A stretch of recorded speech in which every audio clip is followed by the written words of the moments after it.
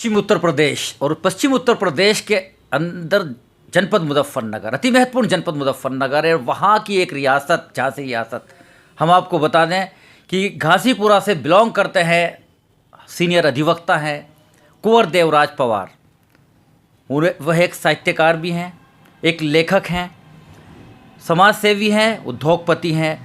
जितनी प्रशंसा की जाए कम है। आज रूबरू कराएंगे उस घराने से कुंवर देवराज पवार मेरे साथ सीधा जुड़ेंगे। जानते हैं क्या क्या उनका जज्बा है, किस तरह से समाज की सेवा की है, किस तरह के समाज को आज ज़रूरत है और इस देश के लिए क्या उनका संदेश है। सर, स्वागत है आपका। कुंवर साहब, घासीपुरा स्टेट पूरे, मैं समझता हूँ हिंदुस्तान नहीं पूरे विश्व में प्रसिद्ध है। मैं जानना चाहूँगा संक्षिप्त परिचय। बहुत बहुत शुक्रिया भाई आरिफ जी।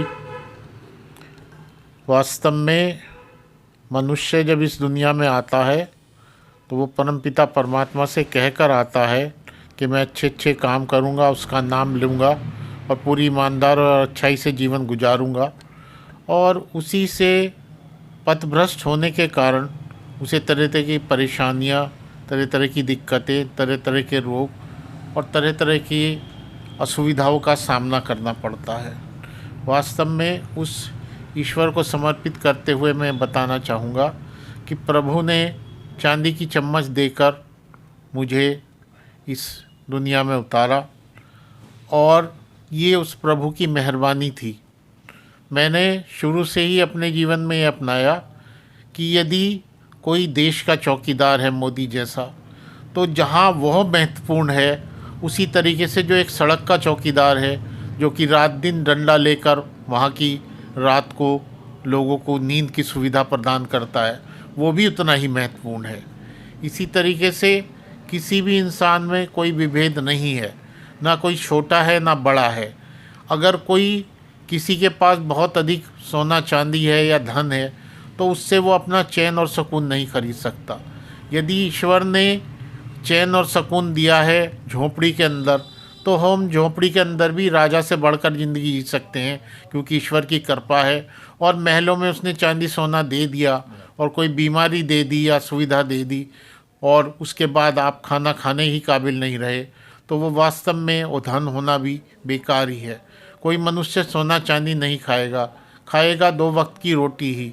अगर 1 वक्त की भी खाएंगे तो आपके शरीर की चर्बी आपको भोजन देकर काम चला देगी। तो प्रभु का हमें जो है शुक्रिया अदा करना चाहिए कि उस परमपिता परमात्मा ने हमें इंसान बनाया। हमें ईश्वर जैसे ही कार्य करने चाहिए। वो ईश्वर जैसे कार्य क्या है? जिस प्रकार से सूरज जो है हमें रोशनी देता है, यदि उसके प्रकाश की हम वो करें तो जितना वो 1 क्षण में प्रकाश दे देता है, उतना 1 वर्ष में भी सारे विद्युत ग्रह उत्पन्न होकर नहीं दे पाते हैं। परमात्मा हमसे गंदगी लेता है, क्या लेता है? कार्बन डाइऑक्साइड, और हमें उसके बदले में वृक्षों से शुद्ध ऑक्सीजन दिलाता है। तो इसी तरीके से हमें दूसरों के दर्द को समेटना चाहिए, दूसरों के दर्द को अपने जीवन में अपनाना चाहिए और उन्हें मुस्कुराना सिखाना चाहिए। यही वास्तविक कार्य है। सब भौतिक संपदा यहीं रह जाती है, आपके साथ जाती है, आपके पुण्य और अच्छे कर्मों की पूंजी, उसी से ही आपका अगला जन्म निर्धारित होता है। एक आदमी पैदा होते ही किसी बहुत बड़े धनपति के या अच्छे आचरण वाले व्यक्ति के घर में होता है और एक आदमी बहुत कम आय वाले के और एक दुराचरण वाले व्यक्ति के यहाँ होता है। तो ये सब हमारे कर्मों का फल और लेखा जोखा है। अतः हमें अपने कर्मों की पूंजी इस प्रकार बढ़ानी चाहिए कि हमारे जीवन में वो एक सुनहरा प्रहर लाए। जहाँ तक भौतिक जगत का सवाल है, यदि इस सरकार ने इस भारतवर्ष में सभी को एक समान शिक्षा दे दी होती, एक समान वस्त्र दे दिए होते, एक समान सर पर छत दे दी होती, एक सरकार हाथ के रोजगार के लिए समान अवसर दे दिए होते, तो ये भारत वास्तव में फिर से भारत बनता, फिर से विश्वगुरु होता और फिर से ये सोने की चिड़िया कहलाता। लेकिन कुछ ऐसे लोगों का वर्चस्व हुआ जिन्होंने इस ओर कभी सोचा ही नहीं। वो अपना ही घर भरते रहे, अपने आप ही मुस्कुराना सीखते रहे, दूसरों की हंसी छीनकर खुद हंसना सीखते रहे। इसी कारण आज देश की दुर्दशा है। कहने के लिए तो भाई विश्व की 5वीं 8वीं अर्थशक्ति ये है, लेकिन एक मोहब्बत का पैगाम जो गंगा जमनी तहज़ीब की मोहब्बतों की रवायतें यहाँ पर लोगों ने दी थी, जो कि महाराणा प्रताप और राणा सांगा के समय से चली आ रही थी, जो कि उससे भी पहले पृथ्वीराज और के समय से चली आ रही थी, उसके खास ने एक शून्य पैदा किया है। हमें हमारा पहचान हमारे जन्म से नहीं होती, बल्कि आप ये देखते होंगे कि जब किसी को खून की ज़रूरत पड़ती है तो वो खून जो है उसे चढ़ा दिया जाता है, कोई नहीं पूछता किस धर्म या किस बिरादरी का है।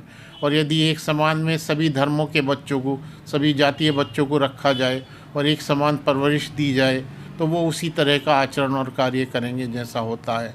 अतः हमें अपने यहाँ परिपाटी बदलनी होगी, हमें सभी को मोहब्बत के पैगाम देने होंगे और हम फिर से एक अच्छे स्थान की ओर जा सकेंगे, एक उन्नति का शिखर प्राप्त कर सकेंगे।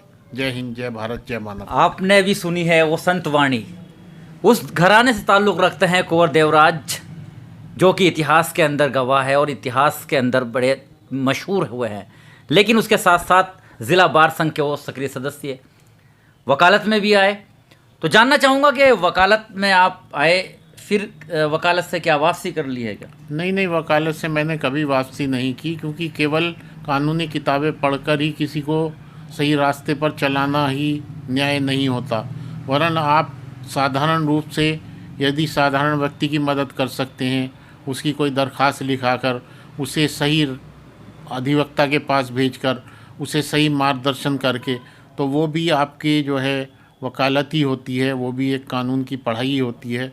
और उस तरीके से उसका मार्गदर्शन कर आप उसे कानूनी पेचीदगी से बचाकर, उसे जो है उसके घर परिवार को बचाकर वास्तव में एक जो है न्यायिक कार्य करते हैं, और वो न्यायिक कार्य जो है बहुत अधिक उज्जवल और अच्छा होता है। लेखन शक्ति आप में प्रारंभ से ही देखी गई है, काफ़ी कुछ लिखा भी है, कहा भी गया है। तो किस तरह से ये प्रेरणा मिली?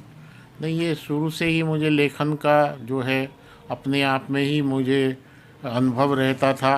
मैं कभी भी किताबों के विषयों को नहीं बोला, बल्कि अपनी अंतरात्मा की आवाज़ से बोला, और अंतरात्मा की आवाज़ से बोला तो वो वाणी दूर तक गई, वो लोगों ने सुनी और उसका अनुसरण भी किया। और आज भी वही वाणी मैं बोलकर जो है लोगों के दिलों में जो है मानवता का दीपक जलाने का प्रयास करता हूँ। जब मैं विदेशों के अपने प्रवास पर था और अनेक देशों की मैंने यात्राएं की, उस समय भी लोगों ने मुझसे पूछा कि आप कहते हैं कि आपका धर्म क्या है। मैंने कहा मानवता मेरा धर्म है।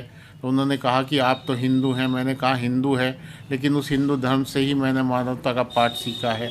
अतः मैं मानवता को ही सबसे बड़ा धर्म मानता हूँ, और मानवता ही सब धर्मों का मूल है और सब धर्मों की अंतरात्मा है, और उसी का अनुपालन कर हम अपने जीवन को सफल कर सकें। बहुत बहुत धन्यवाद। अभी आपने सुना भी, आपने देखा, ये थे कुंवर देवराज पवार साहब मेरे साथ सीधा जुड़ रहे थे, जिन्होंने मानवता को सबसे बड़ी बात बताई। और इसमें कोई शक नहीं है कि मानवता, अगर इंसान के अंदर इंसानियत है तो उससे बड़ा कोई धर्म नहीं है। उन्होंने मानवता की बात कही है और मानवता के लिए वो कार्य कर रहे हैं। धाराओं का भी विशेष ख्याल रखा जाए। प्यार, मोहब्बत, इंसानियत का पैगाम, मानवता का पैगाम कुंवर देवराज जी ने दिया है। बने रहिएगा मेरे साथ। आरिफ शीश महली, चीफ एडिटर, बार और bench, news in today, Lucknow, Muzaffarnagar.